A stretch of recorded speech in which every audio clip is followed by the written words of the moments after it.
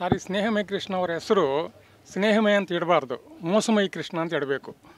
ಯಾಕಂದರೆ ಈ ಮನುಷ್ಯ ಏನು ಮಾಡ್ತಾನಂದರೆ ನಮ್ಮ ಜೊತೆ ಫ್ರೆಂಡ್ಶಿಪ್ ಮಾಡ್ತಾನೆ. ಫ್ರೆಂಡ್ಶಿಪ್ ಅಂದರೆ ಹೇಗೆಂದರೆ ಫಸ್ಟು ಪೊಲೀಸ್ ಸ್ಟೇಷನಲ್ಲಿ ಯಾರ್ಯಾರು ಸಿಕ್ಕಾಕೊಂಡಿದ್ದಾರೋ ಅವನ್ನೆಲ್ಲ ಹುಡುಕ್ತಾನೆ.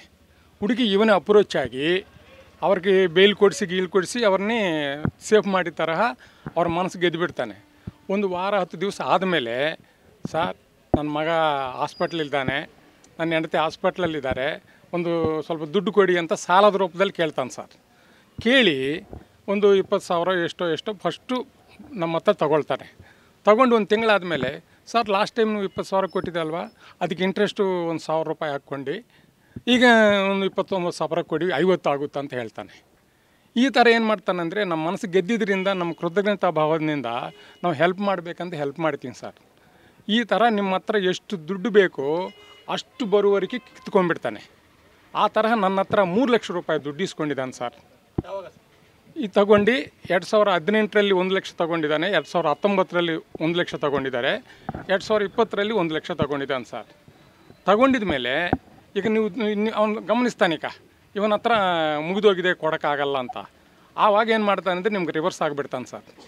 ರಿವರ್ಸ್ ಆಗಿಬಿಟ್ಟು ಏನು ಪೇಪರ್ ಗೀಪರ್ ಕೊಡಲ್ಲ, ಅವ್ರು ದುಡ್ಡು ಇಸ್ಕೊಳ್ಳುವಾಗ, ಸಾಲ ಇಸ್ಕೊಳ್ಳುವಾಗ ಏನು ವಿಟ್ನೆಸ್ ಇಲ್ಲದ ರೀತಿಯಲ್ಲಿ ಇರ್ತಾರೆ. ಜೊತೆ ತನ್ನ ಹೆಂಡತಿನೂ ಇನ್ವಾಲ್ವ್ ಮಾಡ್ತಾನೆ ಸರ್. ಸಾಲ ಇಸ್ಕೊಳ್ಳುವಾಗ ಹೆಂಡತಿ ಹತ್ರ ಕರ್ಕೊಂಡು ಹೋಗುವುದು, ಅವರಿಂದನೂ ಅಪ್ರೋಚ್ ಮಾಡಿಸುವುದು. ಆಗ ನಮಗೆ ಒಂದು ಚೂರೂ ಡೌಟ್ ಬರೋದ ರೀತಿಯಲ್ಲಿ ಮಾಡ್ತಾನೆ ಸರ್.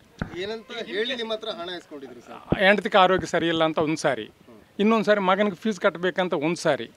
ಈ ಥರ ಡಿಫ್ರೆಂಟಲ್ಲಿ ಅವರು ಹಣವನ್ನು ಹೇಗೆ ಕೊಟ್ಟಿದ್ರಿ? ಚೆಕ್ ಮುಖಾಂತರ ಕೊಟ್ಟಿದ್ರ, RTGS ಮಾಡಿದ್ರ ಅಥವಾ ಕ್ಯಾಶ್ ಕೊಟ್ಟಿದ್ರ?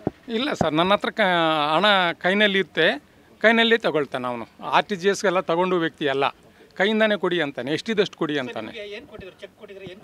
ನನಗೆ ಪ್ರಾಮಿಸರಿ ನೋಟ್ಗಳು ಬರೆದು ಕೊಟ್ಟಿದ್ದಾನೆ ಸರ್. ಈಗ ಅವ್ರಿಗೆ ನೋಟಿಸು ಕೊಟ್ಟಿದ್ದೀವಿ ದುಡ್ಡು ವಾಪಸ್ ಕೊಡಿ ಅಂತ. ಆದರೆ ನನ್ನ ಲಕ್ ಏನಂದರೆ ನನಗೆ ಹೆಂಗೋ ಪ್ರಾಮಿಸರಿ ನೋಟು ಬರೆಸ್ಕೊಂಡಿದ್ದೀನಿ ನಾನು. ಎಷ್ಟೋ ಜನ ಆಮೇಲೆ ನನ್ನ ಸ್ನೇಹಿತರು ಸುಮಾರು ಜನ ಹೇಳಿದರು. ಈಗ 5 ವರ್ಷ ಆಯಿತು. 2020ರಲ್ಲಿ ಕೋರ್ಟಲ್ಲಿ ಕೇಸ್ ಹಾಕಿದ್ದೀನಿ ಸರ್. 2020ರಿಂದ ಆಟ ಆಡಿಸ್ಬಿಡ್ತಾ ಇದ್ದಾನೆ ಸರ್. ಆಗ ಕೊಡ್ತೀನಿ, ಈಗ ಕೊಡ್ತೀನಿ, ಈಗ ನನ್ನ ಮೇಲೆ ಸುಳ್ಳು ಕೇಸು ಅದು ಇದು ಅಂತ. ಜೊತೆ ಏನು ಮಾಡ್ತಾನೆ ಅಂದರೆ ಇವನ ಹತ್ರ ಒಂದು ಬ್ಲ್ಯಾಕ್ ಮೇಲ್ ಟೆಕ್ನಿಕ್ ಇದೆ ಸರ್.